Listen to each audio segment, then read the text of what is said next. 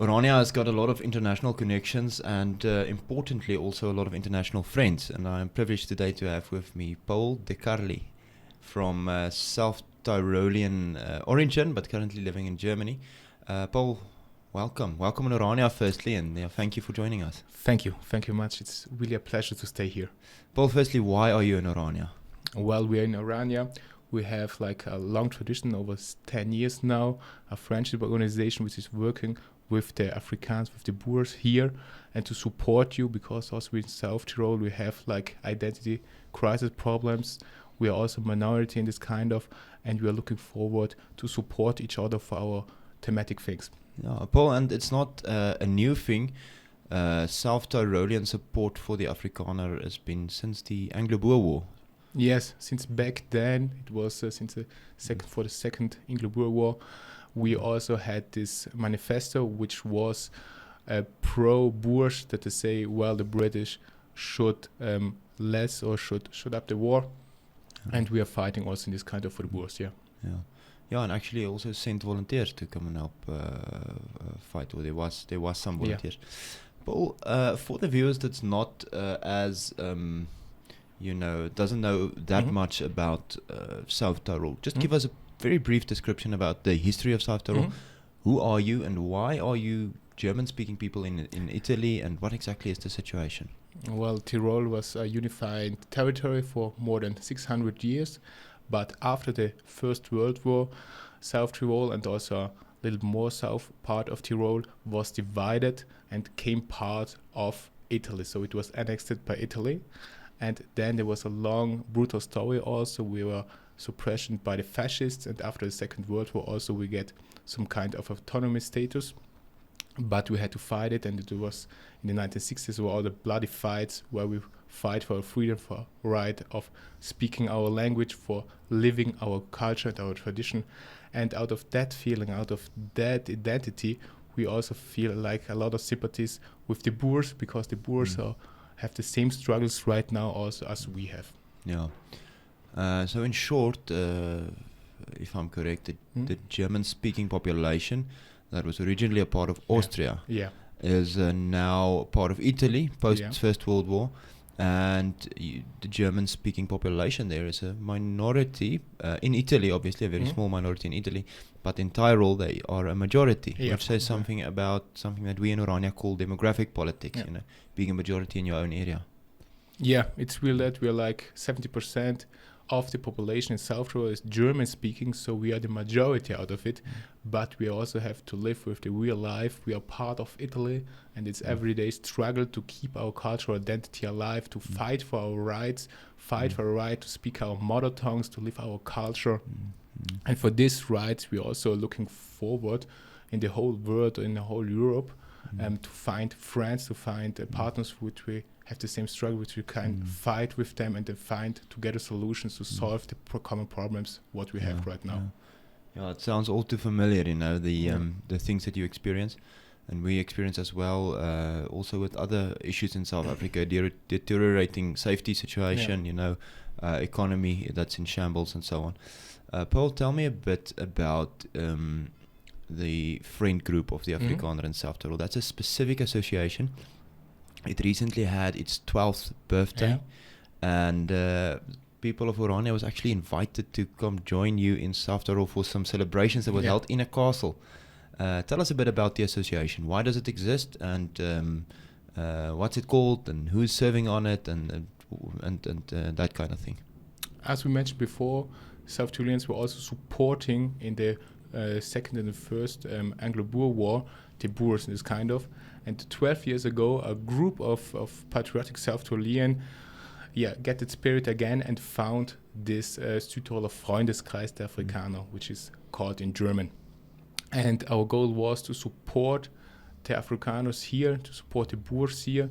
We saw that they are struggling a lot of problems, and we are really looking forward to strengthen our communities together to find common solutions for it. And this leads, for example, as we have it here in Orania, also to some aid programs and stuff like this, some political discussion, some exchange, as you mentioned, and the last exchange, it was in South Tyrol. We came to South Tyrol. Really glad to host you also there. It was for us a pleasure that you stayed there and experienced also South Tyrol. Yeah, it was for us even bigger pleasure.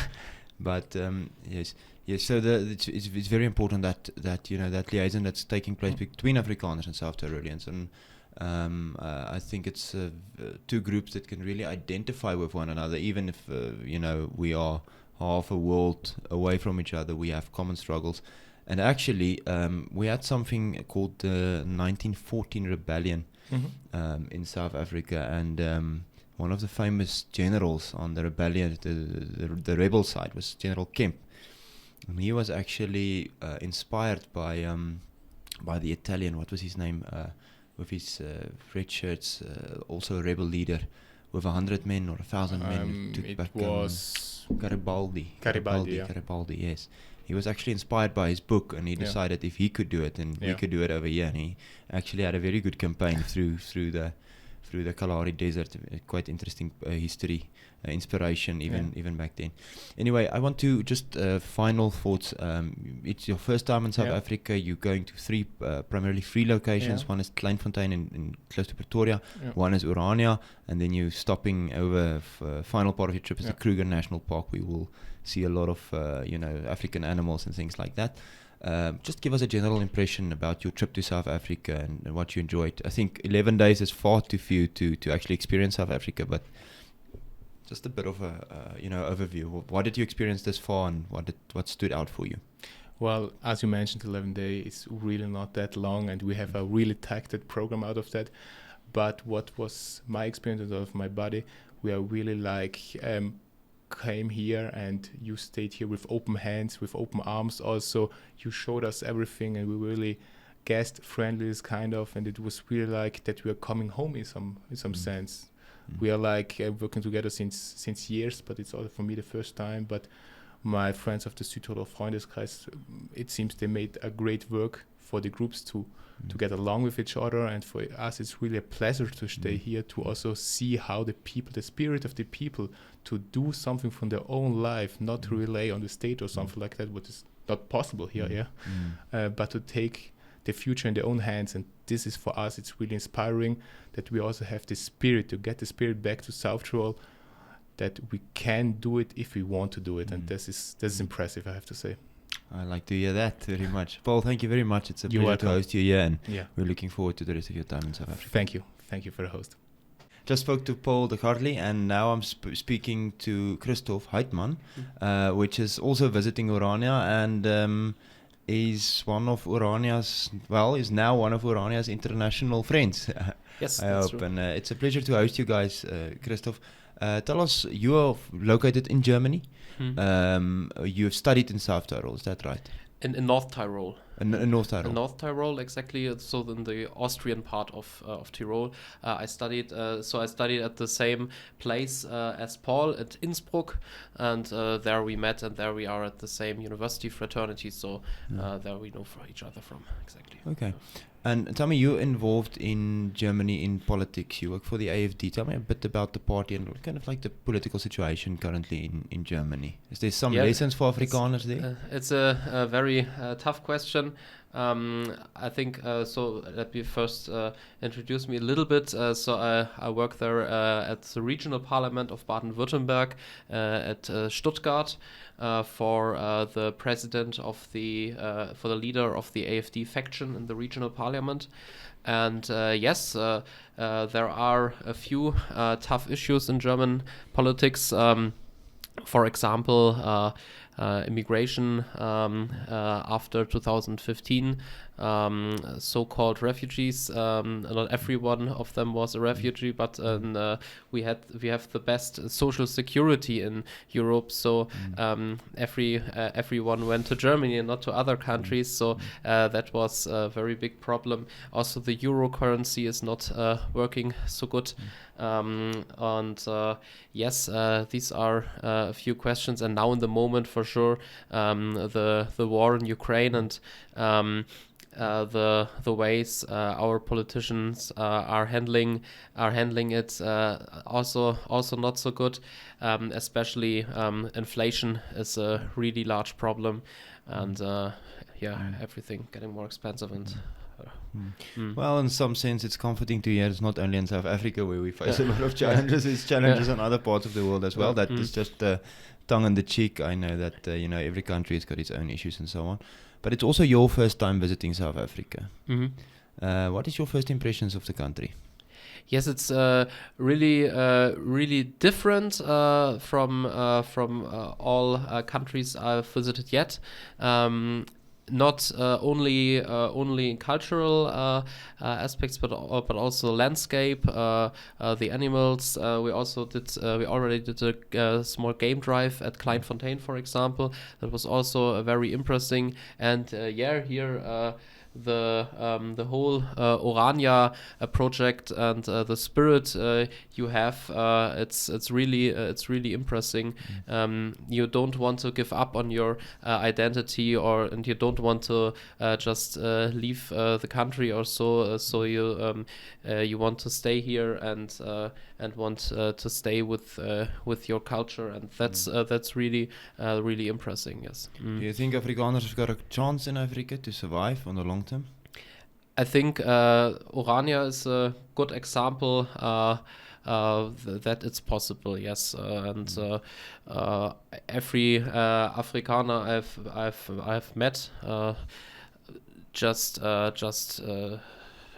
is an example that it can work. I think it is possible. I believe in that, and yes. Comforting words. Lastly, I want to ask you: is there any lesson from Germany to Orania, or from Orania to Germany, that you could take away from this trip? Something that stood out for you, or something that you want to say? This warning maybe from what's happening in Germany, or a lesson, or something that we can use over here that you've learned, or something that maybe we've learned you for back home. Yeah, I think we must be really cautious in Germany that we don't experience the problems that are in South Africa in the moment. At some times, I think yes, it's an example. You told me of. Mr. Boshoff told us of a not a failed state but a failing state, and in Germany it's getting a bit in this direction. So I want that de-evolution to stop. So yes, but we can learn from your qualification as hosts. I really need to say, and I want to say danke to every Oranians that have hosted us, and yes, it's really great here.